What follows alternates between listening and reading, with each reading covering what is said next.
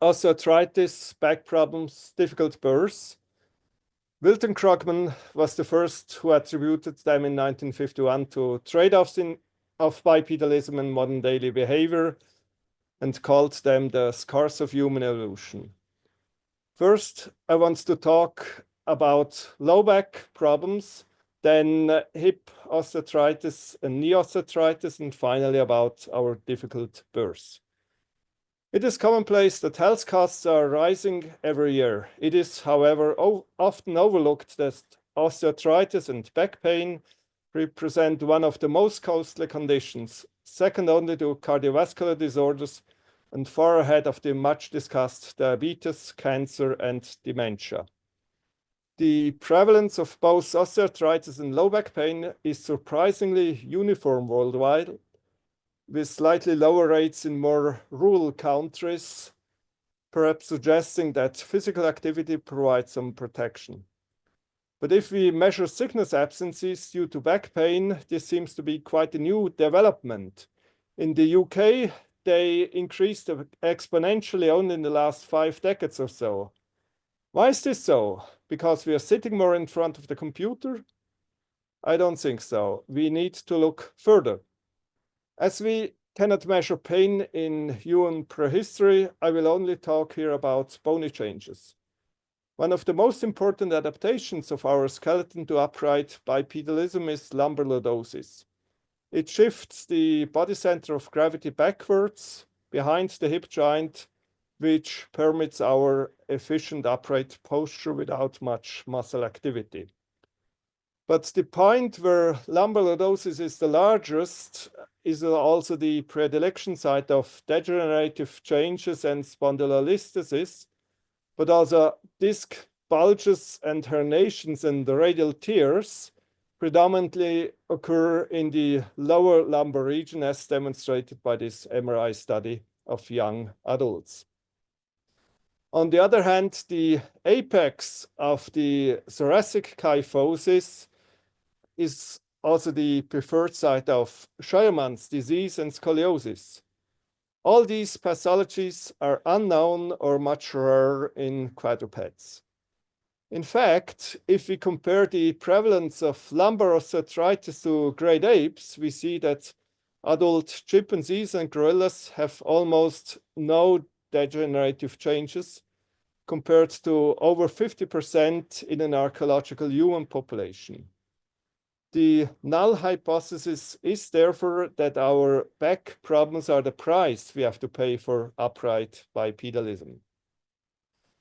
Since our lineage split already 5 to 7 million years ago from chimpanzees, the alternative hypothesis is that this long time was enough for a good adaptation to bipedal locomotion.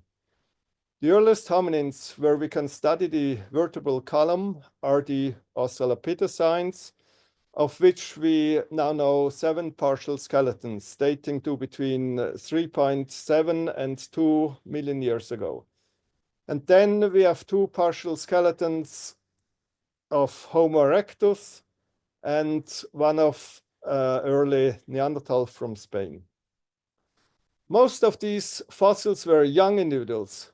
Lucy was one of the oldest when she fell to death from a tree in her late 20s. This young age is, of course, relevant for the pathologies we can expect in these fossils. Lucy's vertebrae show a wedging deformity and pathological bone growth ventrally, which was diagnosed as Scheuermann's disease. I found the same alterations in this Australopithecus africanus, and also the subadult Homo erectus from Tmonesi suggests ventral bone growth. In Turkana, another Homo erectus skeletons, I found evidence for juvenile disc herniation, and a similar condition seems to have affected this South African Australopithecus africanus. Conversely, the Neanderthal from Spain not only suffered from spondylolisthesis, but also shows signs of lumbar Scheuermann's disease. There are a few isolated early hominin vertebrae. 4 of them also show the typical characteristics of Scheuermann's disease. So a total of 7 to 8 of 23 individuals seem to have suffered from Scheuermann's disease, which suggests a much higher prevalence than today. In addition, we have 1 to 2 fossils with evidence of juvenile discarnation. So collectively, over 1/3 of the hominin fossils show signs of pathologies associated with increased stress during adolescence. Why was this so common in the spine of our ancestors? Was this the price for bipedal locomotion? Since they possessed much smaller vertebrae relative to body size than modern humans, a possible explanation would be that this led to higher loads per area.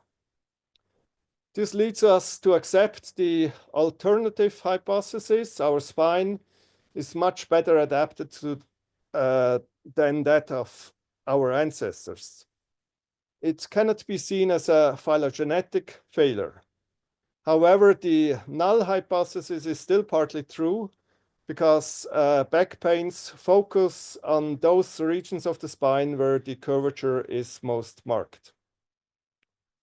But how can we then explain the exponentially increasing low back disability? It seems that human evolution cannot be blamed for the majority of today's low back health costs. Rather, they seem to be related to socio-cultural factors like the availability of physicians and technology. In fact, there is no historical data that support the change in prevalence of low back pain during the last few decades, despite improved medical care and preventive programs. Another major problem is hip osteoarthritis that often leads to expensive total hip replacement surgery. In Western countries, the majority is due to primary hip osteoarthritis. It is caused by minor anatomical variants leading to impingement of the proximal femur onto the acetabulum. Several papers have suggested that these variants are founded in our evolutionary history. Particularly, it has been suggested that they resemble the femur morphology of horses and other running mammals, and that hip osteoarthritis therefore results from our adaptation to running. For an evolutionary analysis, I suggest, however, to look first at our closest relatives, the great apes. Surprisingly, there are no reports of primary hip osteoarthritis in chimpanzees and gorillas. In human prehistory, on the other hand, there is only one case of osteoarthritis in a Neanderthal and another one in a 2.6 million year old femur of an Australopithecus africanus. When I studied the Neanderthal hip, I found evidence for inflammation rather than just degeneration. And together with these vertebral changes, everything is most likely attributable to brucellosis infection, once a common bacterial disease related to the consumption of raw meat and milk. On the other hand, micro-CT analysis revealed the presence of a wedge-shaped zone of osteonecrotic bone in this early hominin femur. Osteonecrosis is a common complication of sickle cell disease, which often leads to osteoarthritis at a young age. This is important because we have seen that most Australopithecines died very young. Osteonecrosis is supported by a 3D reconstruction of this femur showing that the branches of the nutrient artery are clogged just at the border of the osteonecrotic zone, which is, again, typical of sickle cell disease. This suggested that we have here the earliest evidence of adaptation to malaria, but we find no evidence that hip osteoarthritis is related to our evolutionary history as long-distance runners or a common ancestor with racehorses. Further evidence that the high prevalence of osteoarthritis is a recent phenomenon comes from this study, where the authors compared knee osteoarthritis prevalence in the early industrial to modern times and prehistoric hunter-gatherers, and found that the rate of osteoarthritis is more than twice as high today. Only little of this can be attributed to a higher BMI today or our increased longevity. In fact, if they controlled for BMI, sex, and ethnicity, the difference is already evident at young age and increases with advancing age.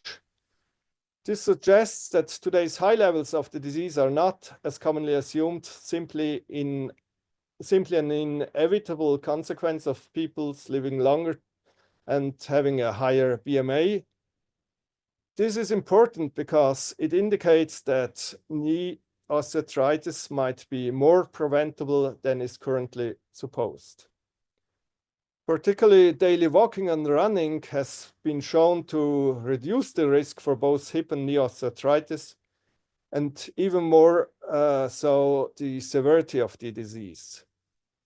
Interestingly and somewhat counterintuitively, there is no dose-effect relationship among marathon runners, but if you are running 500 or 1,000 marathons, you have a very high chance of having very healthy bones and joints.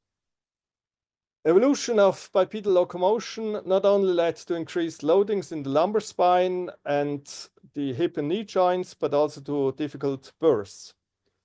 Birth in humans is associated with a high rate of mortality and morbidity, not only in many parts of sub-Saharan Africa, where the lifetime risk of dying in childbed is a dramatic 1 to 15, but similar shocking numbers are estimated for Europe's past and for present-day hunter-gatherers, suggesting that a high maternal mortality and morbidity and even a higher neonatal mortality has characterized humans since ever. A major cause is obstructed labor that mainly results from a misfit between the mother's pelvis and the fetal head.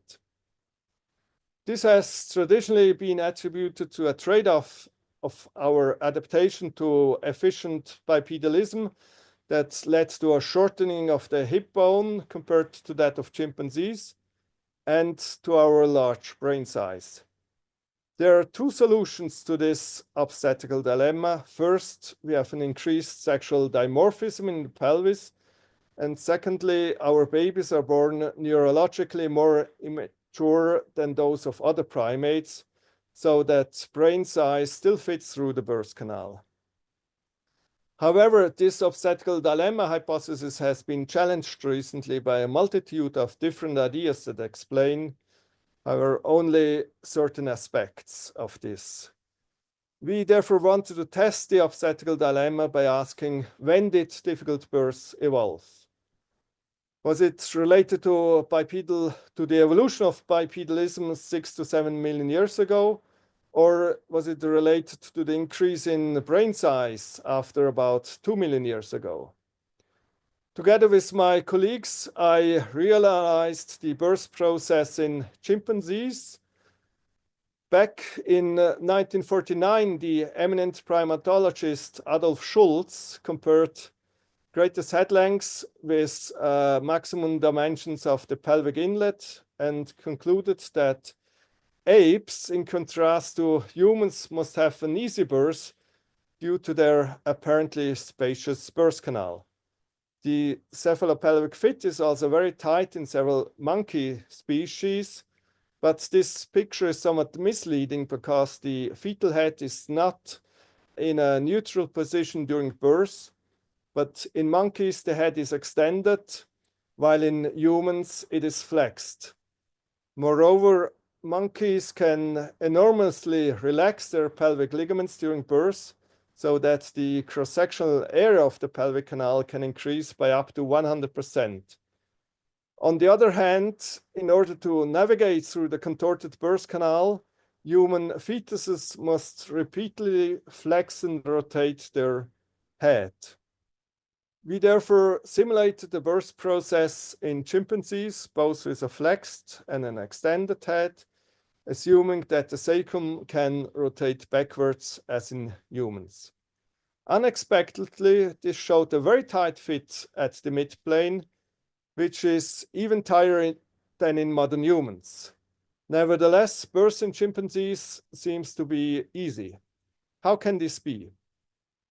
Based on the obstetrical dilemma hypothesis, we would expect that also chimpanzees show an increased sexual dimorphism in pelvic shape, which we could confirm in this geometric morphometric analysis that revealed in a 3D PCA plot virtually no overlap between males that you see here in gray and the female pelvic shape in golden, with females having much more spacious birth canal. Another solution to the obstetrical dilemma is an increased neurological immaturity at birth, which can be measured by the time of walking onset at birth. Altricial species like dogs and cats, for example, are born helpless and start to walk only after several weeks. In contrast, precocial mammals like horses or cows, for example, stand up and walk almost immediately after birth. Monkeys also are considered to be precocial, and they climb independently after 3 to 4 weeks. Humans deviate the most from this typical precocial pattern and start to walk only after about 12 months and are therefore called secondarily altricial. Great apes, as we see here, are just intermediate. Surprisingly, we found that the same is true for the neonatal brain size relative to maternal brain size. Apes are again intermediate between humans and monkeys, which can best be explained by increased obstetric selection pressures in apes. We therefore have to adapt the obstetrical dilemma hypothesis, whereas traditionally only humans are affected by obstetric selection pressures. We now found that these selection pressures already shaped the pelvis and fetal brain size in apes and gradually exacerbated during hominid evolution. In conclusion, we have inherited a tight fit and a reduced ligamentous laxity of the pelvis from our ape ancestors. Birth difficulty then increased when our pelvis adapted to habitual bipedalism, leading to rotational births that required the obligatory assistance of midwives. The greater neurological immaturity of newborns required more intensive care that required the help of additional group members. And the infants also had a longer learning phase that was an important adaptation for the development of the first stone tools that then provided the right environment to expand our cognitive capacities. But it was not the large brain size that led to increased birth difficulty. On the other hand, it was also bipedalism and the resulting lumbar lordosis that made our back more susceptible. But it was our large brain size that allowed us to become lazy and less physically active, thus making osteoarthritis and back problems the second most costly condition, which we can mainly attribute to social-cultural factors, leading to many unnecessary investigations and ineffective or unproven treatments that are contributing to the problem, and we therefore need to invest more in their prevention.